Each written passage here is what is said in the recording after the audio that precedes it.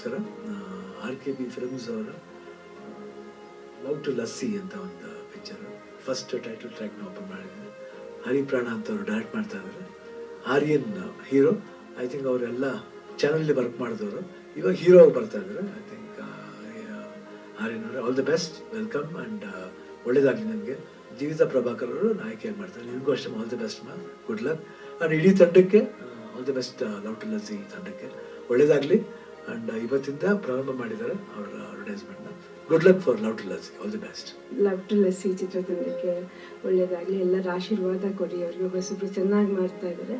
So Jeevitha and Aryan ಇಬ್ಬರು act ಮಾಡಿರೋದು, ಅವ್ರಿಗೂ ಒಳ್ಳೆಯದಾಗಲಿ. ಕಂಗ್ರ್ಯಾಚುಲೇಷನ್ಸ್.